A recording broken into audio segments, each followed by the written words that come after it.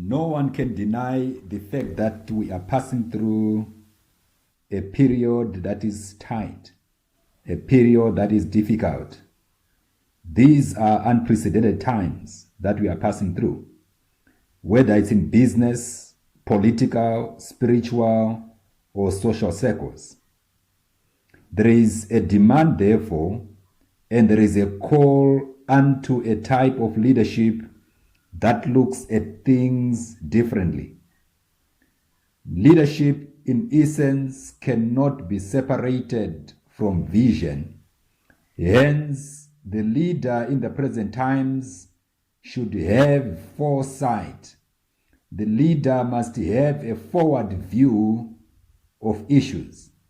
It is always in times of complexity, in times of volatility, in times of uncertainty, that the focused leader will stand to remain afloat. Whilst others are falling on the wayside, it is always the man or the woman who has foresight who stands to be a real difference maker and a change agent of repute. Foresight entails examining the path of the future before that future becomes a reality. It is about challenging the prevailing assumptions. What took us here cannot take us there. Seeing and reading the trends into the future is the very face of leadership. Foresight entails transformation. It is about transition. It is about movement from the current status quo to something that is better. The status quo always constitutes the mess that we are in or the crisis that we are in. As long as an establishment remains in the same state, that is a sign of lack of leadership insight. It is a sign of failure on the part of leadership. When you have foresight, you can readily adapt. You can easily transition your space from one state into a better state. In the current dispensation, it is very important to look beyond one's immediate industry. Disruption these days is coming from anywhere and everywhere. Hence, a leader cannot afford to just focus on that which is prevailing or happening in their own industry. There is need to connect the dots, whether from politics to spiritual end, to the business end, even to the environmental dimensions. Those dots must be connected by the leader who has foresight. It is important, therefore, that the leader must be on a learning pedestal through and through, where one is learning from the past, they are learning in the present, and also having some very clear-cut and strategic focus of where they are headed. The world, therefore, requires leaders with vision, leaders with clarity, and leaders with foresight. It is pertinent, therefore, that the leader listen to the past. The leader learn from that past, but does not necessarily live in that past. Leaders are never short-sighted to live only in the moment. Inasmuch as there are current demands from the immediate moment, one should not live primarily on the now. There is always need to focus on where one is headed, because we are going to spend the rest of our lives in the future. One of the key result areas of every leader is to live in the future. And this is done by focusing or by having the face looking far ahead of what the future contains or what the future has in store for each and every individual, and also for the very constituency that is being led or that is being guided by the individual himself or herself. It must likewise be realized that leadership is not just about being the smartest person, but it comes down to having a mind that is willing to tap into the abilities of others. Attitude is the posture with which you look at life. Your leadership behavior is the sum total of your actions. Your actions reflect your attitudes as a leader. Leadership comes down to the ability to inspire all the time. And the key to this is a positive mental attitude. Any change in the environment, whether it is positive or negative, should be viewed from a very positive standpoint. The fastest way to gain influence is through a positive mental attitude. Great leaders are known for offering far much more than business knowledge and strategy. They know how to build trust.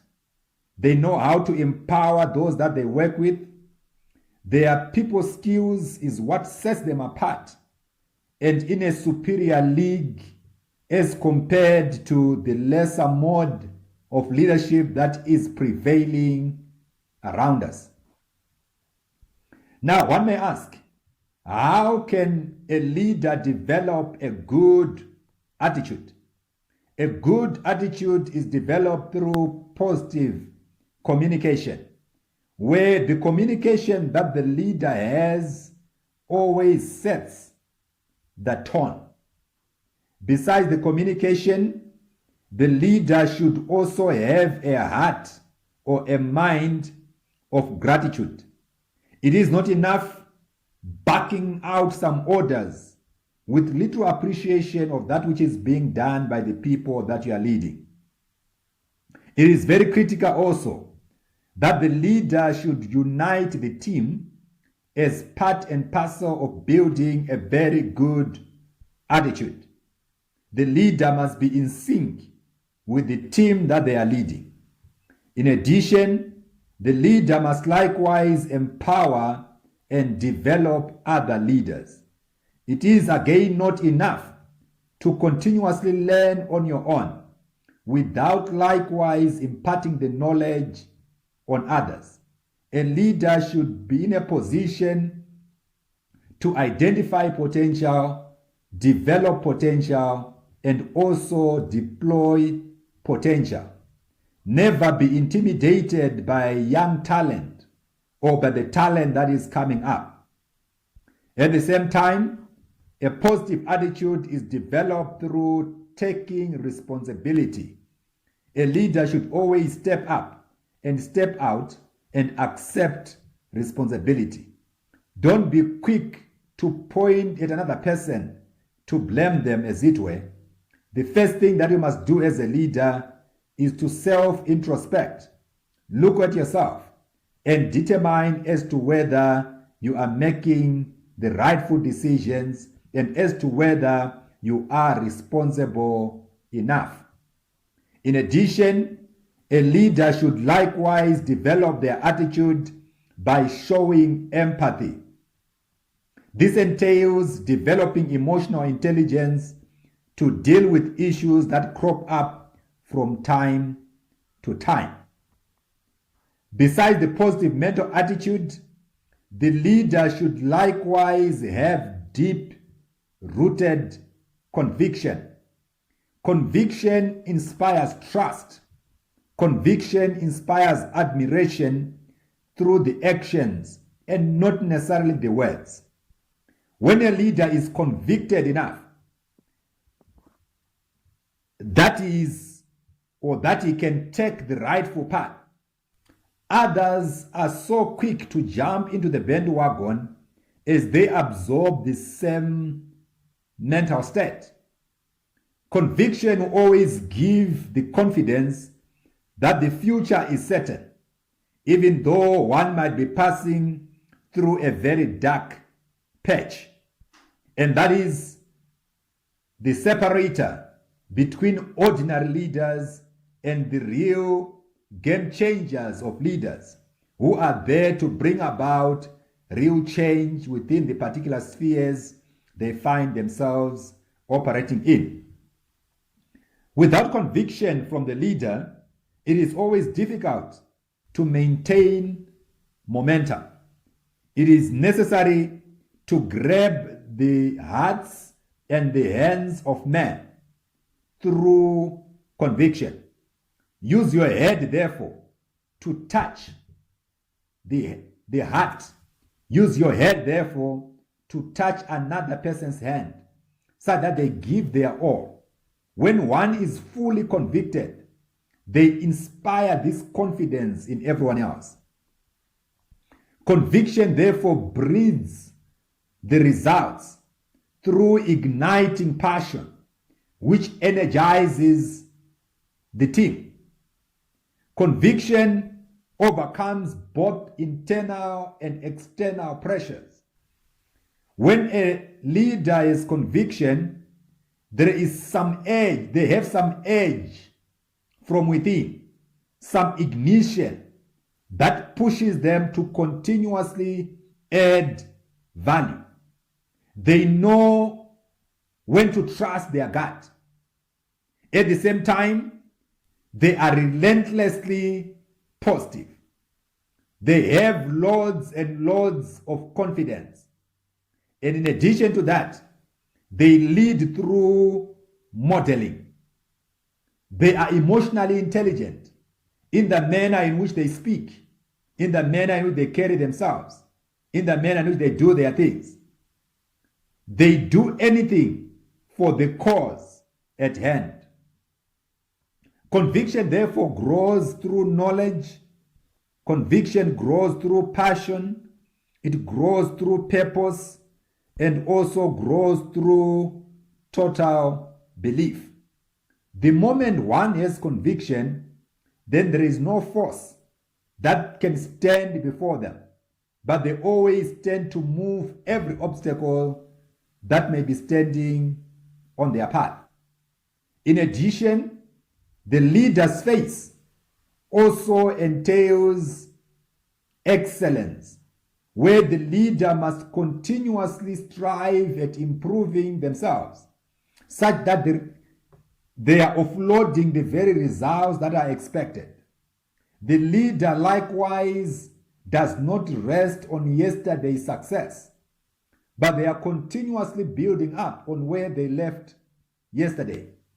They are never content with the high levels that would have been achieved in the past, but they continue to push the agenda of excellence. They move from being good to being better, and they continuously strive at being the best. That is the heart of excellence, where the leader is also trying by all means to ensure that excellence becomes an ingrained habit. Excellence becomes a way of life. It is critical at the end of it all that the leader should have this face, the face that is driven by foresight, by a positive attitude, by deep-rooted conviction, and by excellence above all else.